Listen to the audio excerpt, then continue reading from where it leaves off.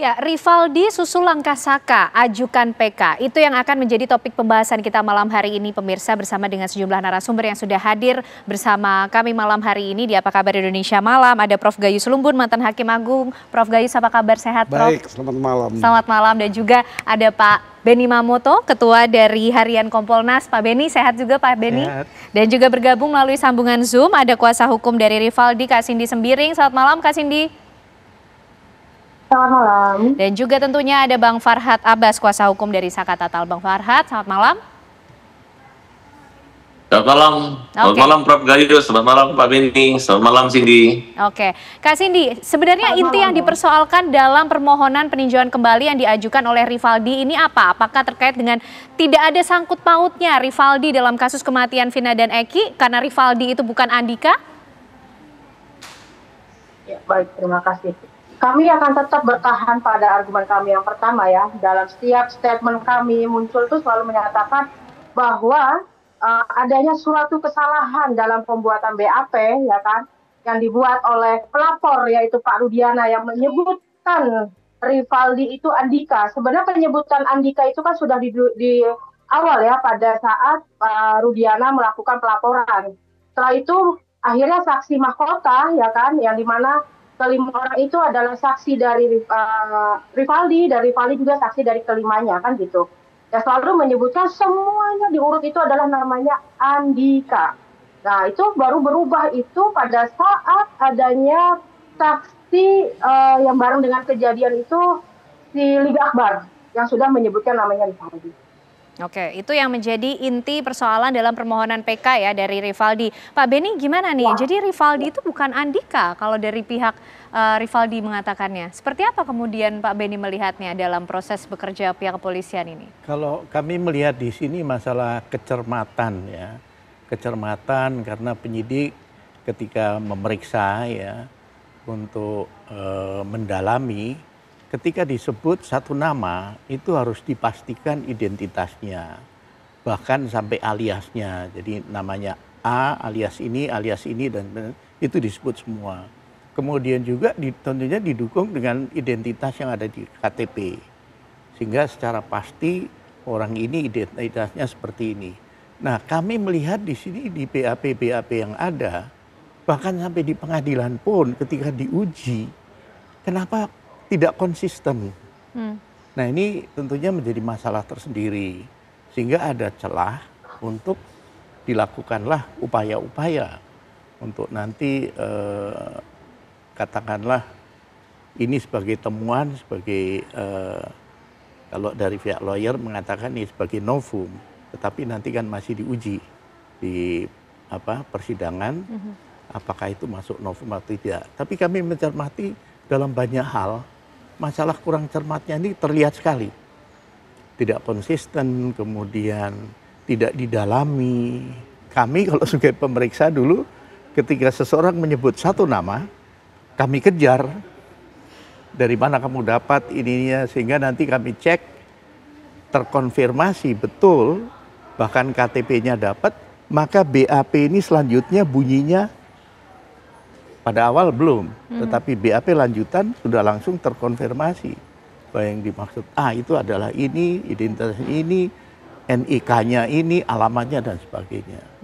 Oke, jadi itu yang dicermati ya Pak ya, Betul. poin pencocokan data. Betul. Itu menjadi satu hal yang esensial. Betul. Di awal pemeriksaan. Bang Farhad, kemarin Jumat ini JPU sudah menolak seluruh permohonan PK dari Saka Tatal. Dikatakan bahwa terlihat adanya tidak konsisten. Kemudian ini bukan novum baru karena sudah tertera di tahun 2016. Seperti apa?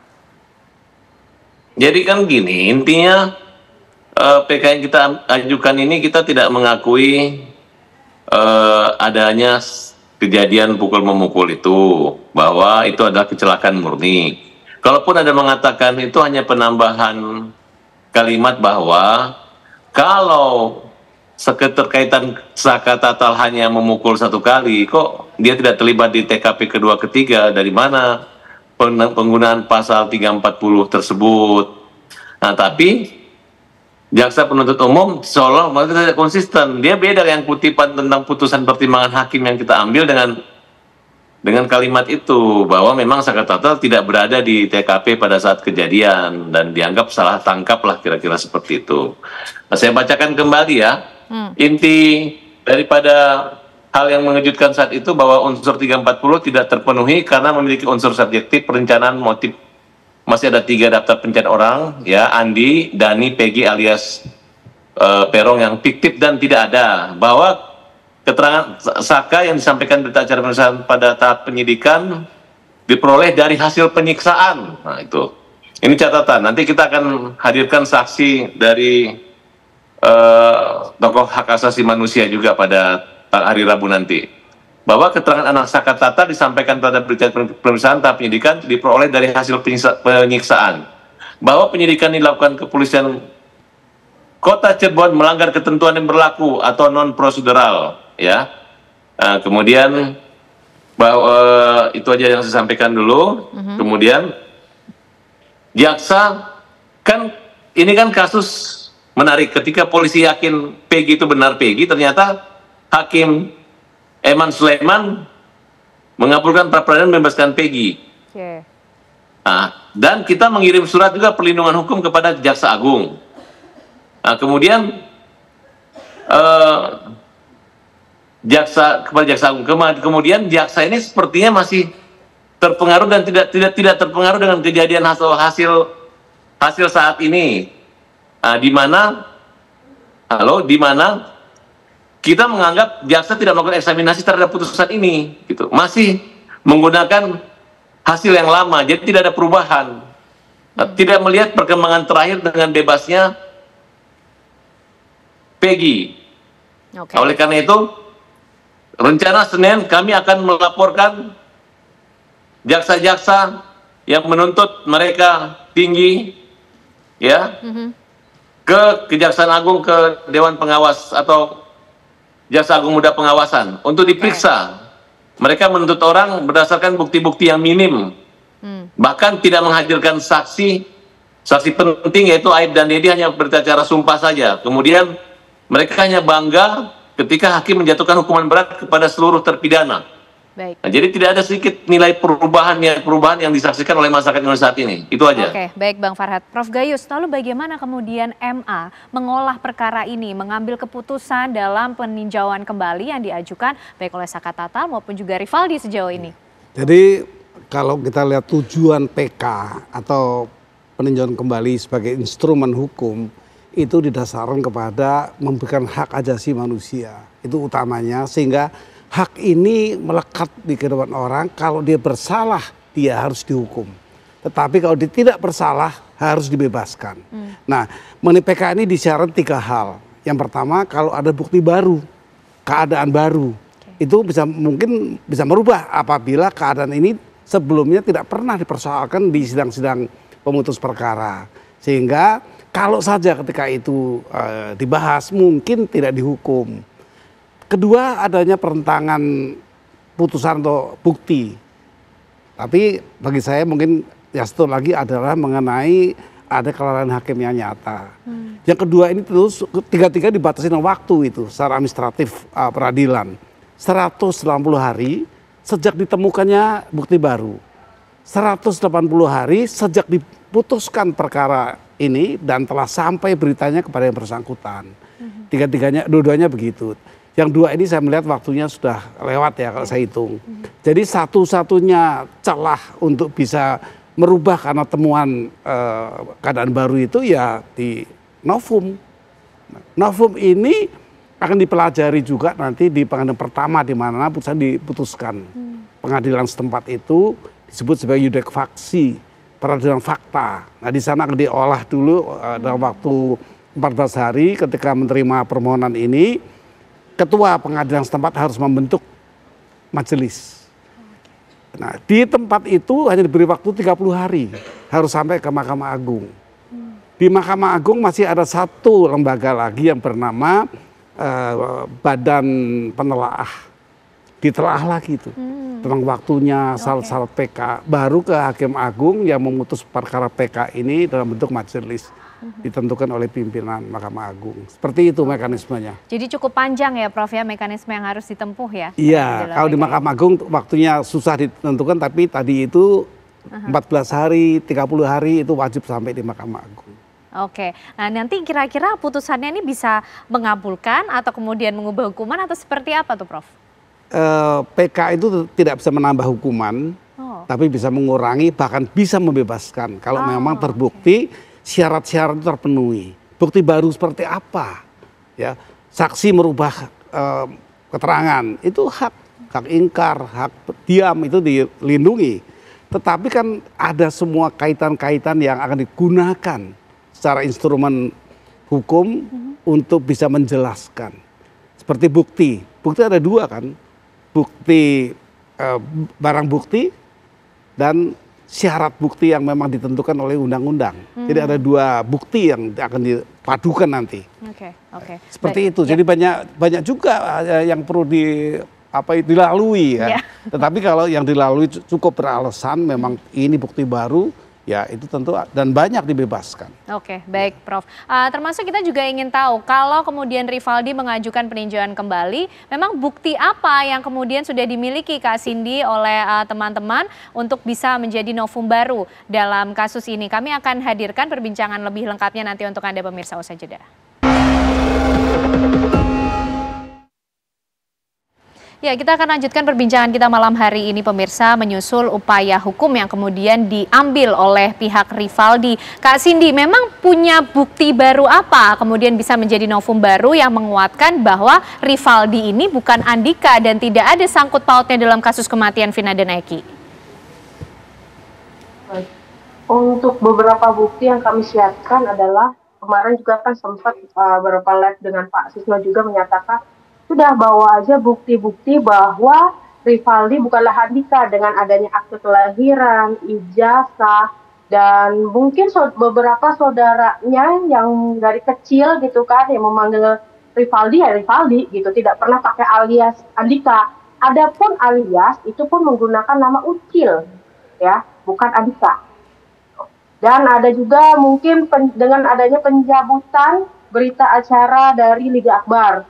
Karena kalau memang Liga Akbar mencabut seluruhnya dan dia hanya bertemu terakhir di SMA 4 oleh Eki, berarti kan bisa memantahkan bahwa pada jam sekian itu tidak adanya suatu kejar-kejaran. Dan di situ juga si Liga Akbar pun menyebut nama Rivaldi kan gitu. Pada saat kami konfirmasi pun dia menyatakan bahwa dia tidak mengenal sama sekali yang namanya Rivaldi. Oke, jadi akan menghadirkan kesaksian juga ya Mbak untuk memperkuat bukti baru atau novum baru ini ya Kak Cindy ya? Ya. Oke, Pak Beni, ini kalau dari Saka Tatal ini kan kita bisa bilang kekeh bahwa ini kecelakaan tunggal. Lalu kemudian pihak Rivaldi menyampaikan bahwa ini Rivaldi bukan Andika, tapi Ucil gitu. Lalu bagaimana kemudian kalau dari Kompolnas melihat proses polisi bekerja dalam menentukan siapa yang kemudian menjadi tersangka, bahkan sudah ada yang menjadi mantan terpidana dan masih ada yang menjalani hukuman? Ya, seperti saya sampaikan dalam beberapa kesempatan, bahwa dari hasil evaluasi kami, memang kami temukan beberapa kelemahan ya penanganan sejak awal. Saya sampaikan dengan tidak adanya CCTV yang diperiksa, itu salah satu kelemahan. Saya membandingkan dengan pengungkapan kasus pembakaran rumah wartawan di Tanah Karo. Berkat CCTV akhirnya bisa menunjukkan bagaimana pelaku itu datang ke rumah, kemudian melakukan aksinya dan sebagainya. Nah, bayangkan ketika kasus Vina itu CCTV dibuka semua, rute yang dilalui oleh rombongan itu dibuka, akan terdeteksi berapa jumlah motor, berapa orang, plat nomornya dan sebagainya. Kalau itu semua ada, tidak bisa mengelak. Yang kedua, seperti sidik jari.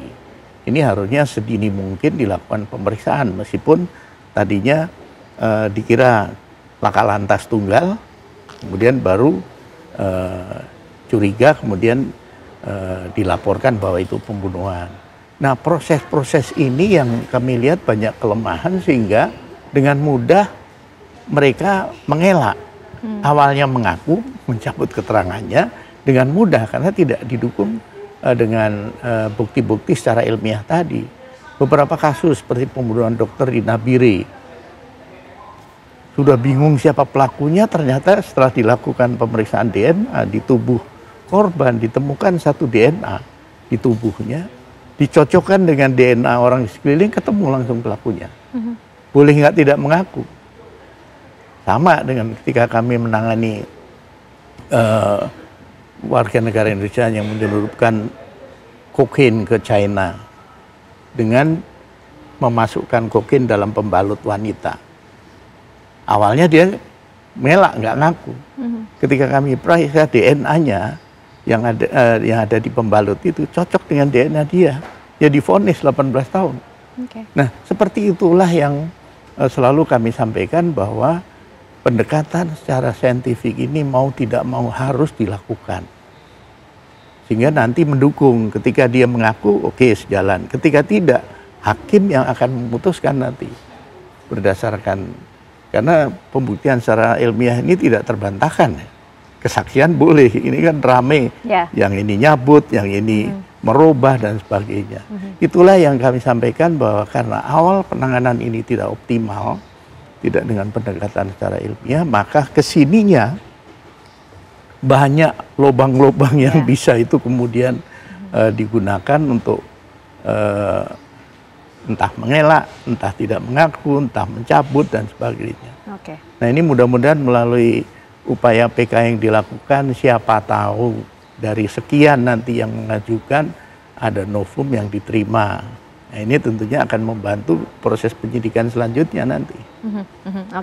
Bang Farhat, bagaimana kira-kira merespon apa yang sudah disampaikan oleh Pak Beni dalam temuan-temuan yang juga dilakukan oleh Kompolnas dalam proses pengungkapan kasus kematian Vina dan Eki ini? Tadi lebih fokus pada pendekatan ilmiah kemudian.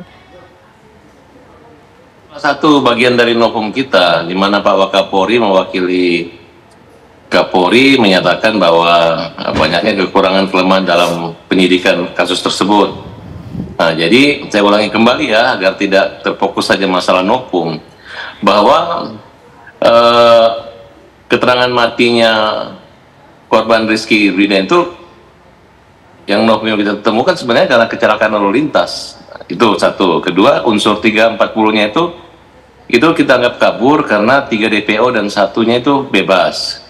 Nah, kemudian adanya hasil penyidikan yang diperoleh akibat penyiksaan. Nah, bahwa penyidikan dilakukan kepolisian itu melanggar ketentuan karena lokusnya itu berbeda, ada 2 tempat. Nggak tahu kenapa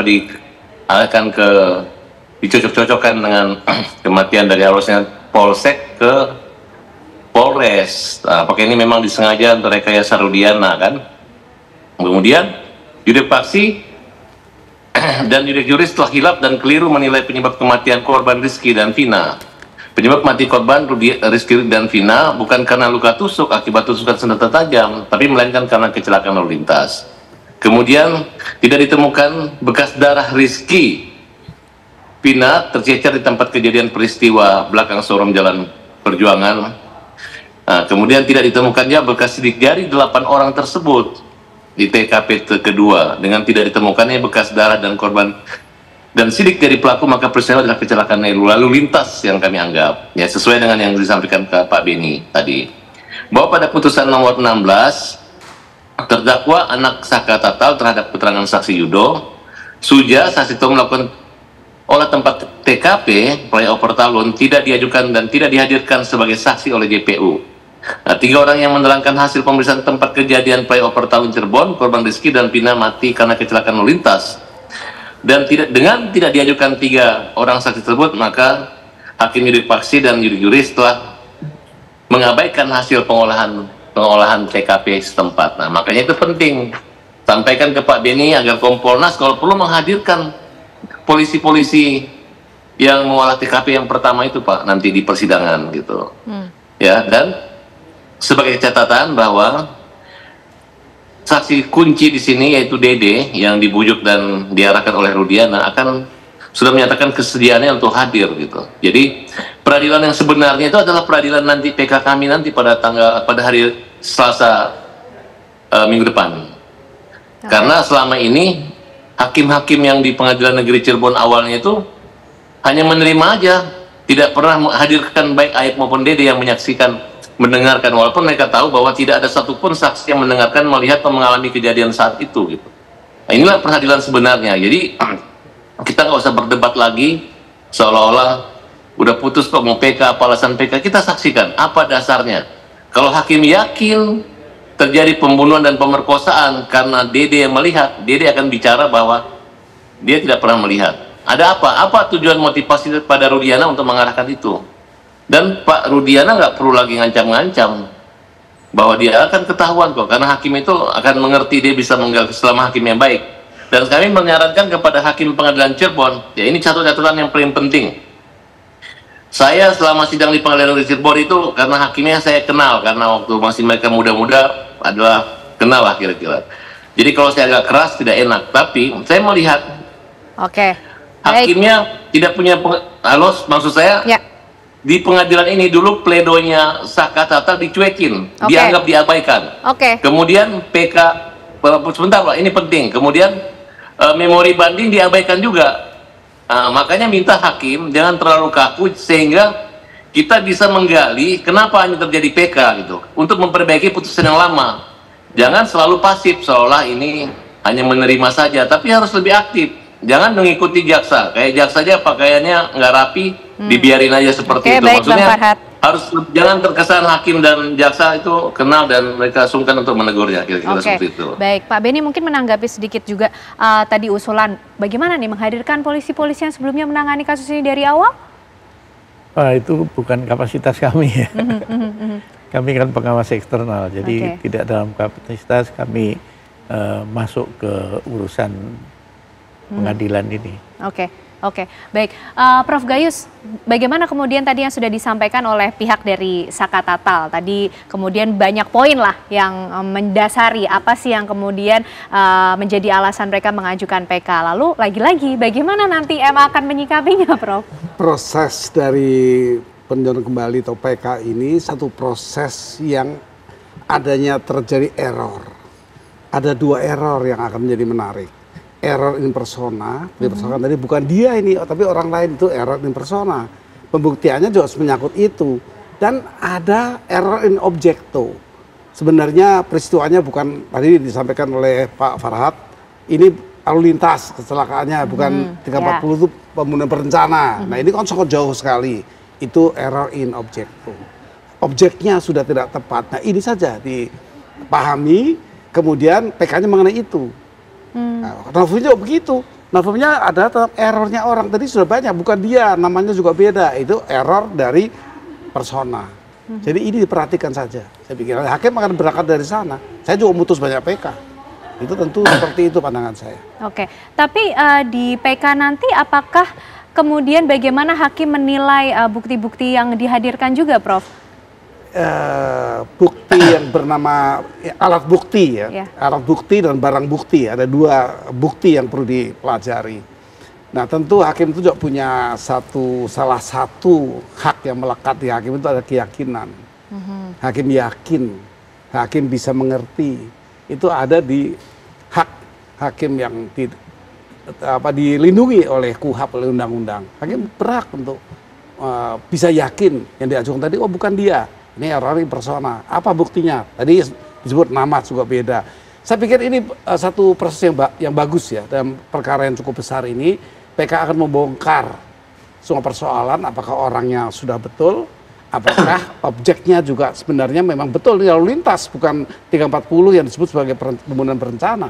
Seperti itu. Oke, menarik. Kita intinya di situ ya, bagaimana kemudian menghadirkan bukti-bukti yang menguatkan apa yang ingin dibuktikan, apakah ini memiliki kecelakaan tunggal, itu kalau dari pihak Saka Tatal, tapi bagaimana juga nanti Rivaldi akan menyiapkan bukti-bukti yang bisa meyakinkan hakim. Kami akan membahas lengkapnya untuk Anda pemirsa sesaat lagi. Anda masih bersama kami di Apa Kabar Indonesia Malam pemirsa. Kak Cindy, artinya dari pihak Kak Cindy dan juga Rivaldi ini kan sekarang PR-nya untuk membawa bukti yang begitu bisa meyakinkan hakim bahwa Rivaldi ini bukan Andika. Sudah cukup memiliki bukti yang meyakinkan itu Kak Cindy? Untuk bukti itu insya Allah kami sudah cukup bukti. Kenapa? Karena di tanggal 27 pada saat kejadian 27 Agustus 2016, saat kejadian pun Rivaldi itu sedang berkumpul dengan teman-temannya. Bukan teman-teman yang ada di dalam saat ini ya, tapi teman-teman permain dia yang memang pada saat tanggal 27 juga di salah satu temannya itu ada yang ulang tahun. Ya kan? Makanya dia berkumpul di sana. Mungkin bisa jadi itu pun bisa menjadikan suatu alat bukti yang dimana pada saat tanggal 27 itu memang Rivaldi itu tidak ada sangkut pautnya dengan kejadian kasus Cina, kan gitu. Oke. Dan setuju juga tadi dengan adanya omongan Bang Farhat yang menyatakan pledoi itu tidak ada yang dianggap sama majelis hakim.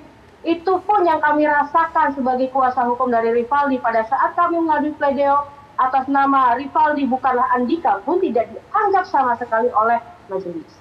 Oke, lalu artinya begini, ini akan lebih agresif tentunya ketika menempuh langkah peninjauan kembali kali ini, Kak Cindy.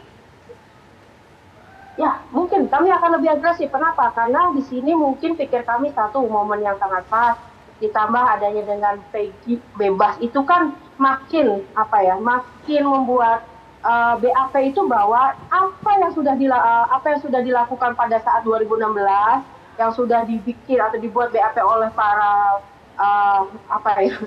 Rudiana dan yang lain-lainnya itu bisa mematahkan kan gitu. Peggy kan ada di dalam BAP dan Andika pun ada di dalam BAP, tetapi bukan yang Rivaldi, hanya Andika kan di situ. Jadi mungkin membuat kami makin agresif untuk menyatakan Rivaldi bukanlah Andika gitu kan. Oke, artinya begini Kak Cindy, apakah memiliki bukti-bukti bahwa dalam proses penetapan Rivaldi pada saat itu sebagai tersangka dalam kasus kematian Vina dan Eki ini ada yang tidak benar begitu? Ya, memang jelas pada saat itu juga kan sebenarnya kan sudah isu sebelumnya sudah saya selalu jelaskan bahwa Rivaldi itu sudah ditahan di Polsek Utara Barat ya kan untuk kasus penganiayaan. Di tanggal 30 di malam hari di tanggal yang sama dia dipindahkan ke Polres Kota Cirebon dengan tanpa ada alasan apapun ya, entah di Polsek atau apapun, dan tanpa ada administrasi apapun ya kan pada saat dipindahkan ke Polres Kota Cirebon. Dipindahkan itu tidak ada BAP, tidak ada apapun. Di BAP itu Rivaldi itu hanya di Polsek Utara Barat untuk kasus penganiayaan, untuk kasus Vina di tanggal 1 setelah 6 orang lainnya itu ditangkap di depan SMP 11 gitu. Oke, baik Prof Gayus, ini juga yang menjadi rasa penasaran ya. Ini ketika kemudian Saka Tatal, Rivaldi mengajukan PK. Prof, ini sifat dari para hakim yang saat ini menangani di Pengadilan Negeri Cirebon ini seperti apa? Karena ada juga memori tanggapan dari Jaksa Penuntut Umum. Ya. Bagaimana kemudian memberikan bobot sehingga nanti bisa berlanjut ke MA? Tentunya MA itu mempunyai mekanisme pengawasan. Ya. Mahkamah Agung itu bukan KY saja. Kalau KY itu kan di luar. KY itu sebenarnya tidak menangani mengenai dia hanya kepada hal-hal yang menyangkut perbuatan yang tercela. Ini untuk KY. Dia tidak boleh menangani proses hukum yang berjalan di pengadilan.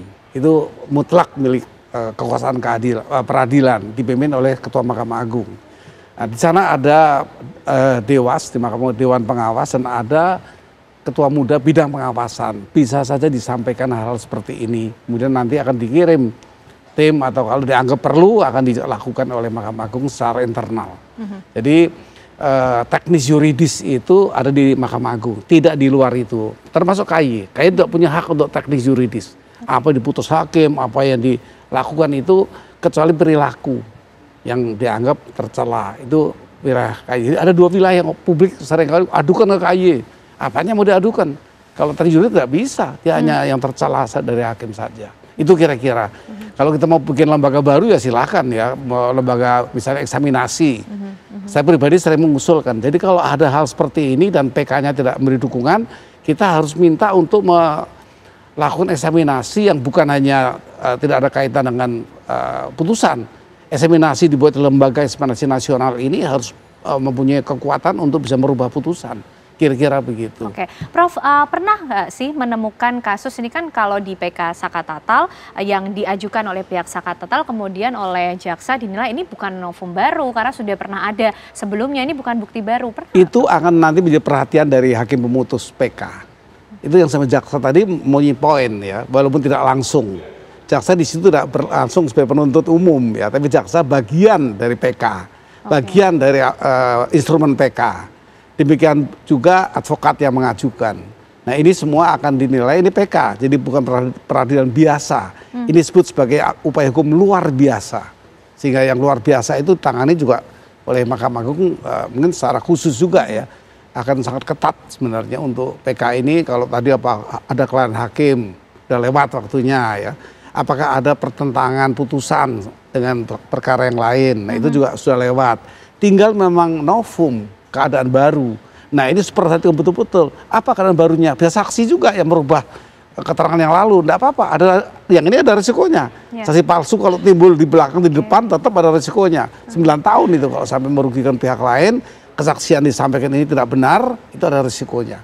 Nah itu kira-kira resikonya ada pada saksian yang diulang tetapi tidak benar. Ya. Yang lain itu kalaupun dinilai ya paling ditolak. Tapi kalau saksi mempunyai resiko. Kalau bukti baru tidak cocok ya paling ditolak aja PK-nya. Kira-kira seperti itu. Oke, Bang Farhad gimana nih kalau ini kan kita sudah melihat memori tanggapan dari jaksa ya, hakim nanti yang akan memutuskan di Pengadilan Negeri Cirebon untuk nanti apakah kemudian berlanjut ke MA seperti itu. Tapi kalau misalnya PK ini kemudian ditolak, seperti apa Bang Farhad? Saya nggak pernah berpikir bahwa ketika mengajukan PK ini akan ditolak gitu. Karena memang nyata-nyata sekali kelihatan memang hakim maupun mulai dari penyidik itu mengejar hanya pengakuan tersangka, terdakwa, dikejarnya pengakuan aja gitu. Dan dengan bukti-bukti yang sangat minim. Nah termasuk yang kita akan laporin itu kan di samping jaksa yang akan kita laporin itu, kemudian kita juga melaporkan dokter forensik yang menyatakan bahwa menemukan sperma. Apa maksudnya? Kemudian kemarin ada satu mantan petinggi Polri mengatakan ketika ditanya kepada dokter forensik itu bilang bahwa kami tidak memeriksa DNA karena spermanya udah bercampur dengan darah dan tanah. Bagaimana bisa tanggal 27 meninggal, 28 dimakamkan, kemudian digali lagi 13 hari kemudian, nah, kemudian pada saat itu kan pada dimakamkan sudah dicuci mayatnya, dimandikan. Tentu dalam Islam itu dibersihkan semua. Tiba-tiba kok bisa di dalam kubur itu keluar sperma lagi bercampur dengan tanah, bercampur dengan darah sehingga tidak melakukan tes DNA pelaku pemerkosaan siapa pemilik sperma itu. Dari satu udah kita ketahui bahwa mereka hanya asal-asalan aja, kebetulan aja jaksanya P21 mengarahkannya. Harusnya jaksanya malu dong lihat kejadian seperti ini. Malah kemarin dengan sikap mengatakan tetap dan menolak bukti-bukti baru kita, ada beberapa poin-poin kita yang tidak dijawab oleh jaksa gitu. Tapi jaksa tetap aja menjawab dengan alasan menolak semua. Itu kan hanya membangun opini bahwa seolah-olah jaksa hanya mempertahankan agar tidak malu. Tapi saya rasa yakin agar Pak Jaksa Agung memberi atensi khususnya pengawas terhadap kasus ini sembari PK ini berlangsung dan dalam persidangan ini mudah-mudahan ada satu kesimpulan yang membuat jaksa juga yakin gitu. Jangan jaksa dengan polisi kerjasama menanggung semua kesalahan karena sangat kelihatan bahwa memang tidak maksimal hasil penyidikan dan peran daripada Rudiana ini yang kita anggap memang awalnya dia adalah ayah korban, tapi justru dia punya peran dalam rekayasa penyidikan ini.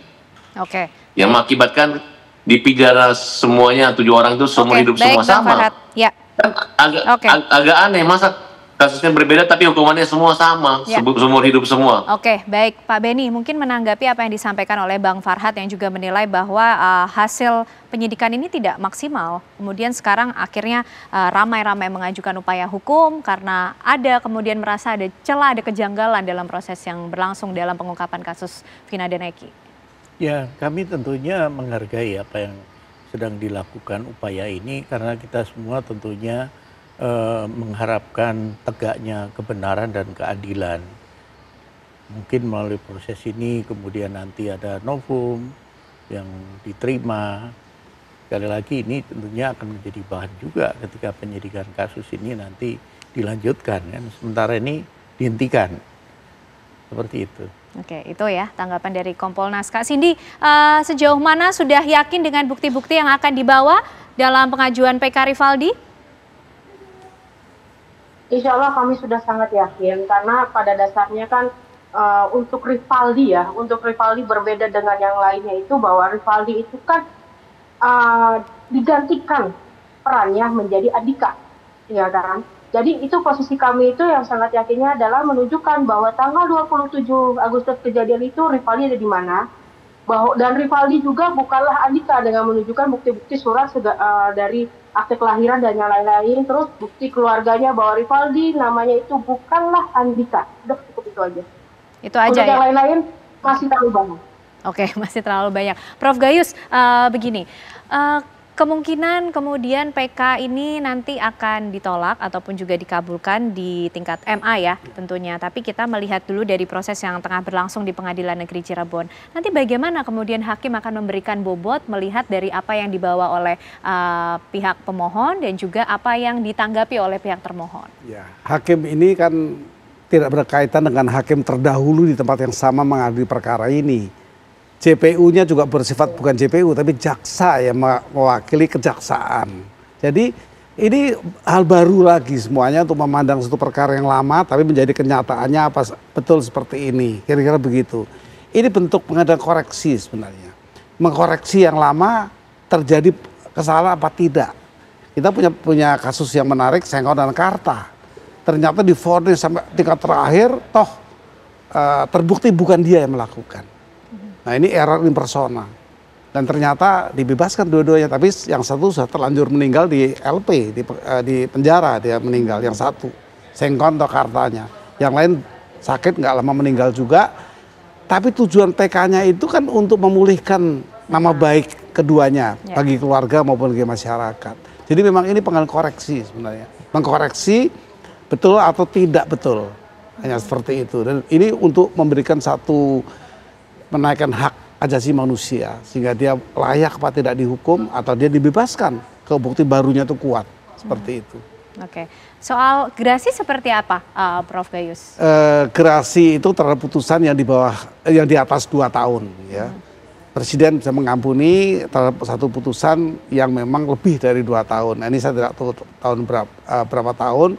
Ada undang-undang gerasi yang baru hanya boleh diajukan 1 kali.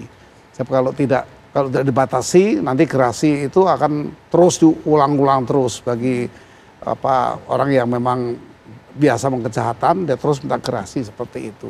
Tapi dimungkinkan juga gerasi itu pengampunan.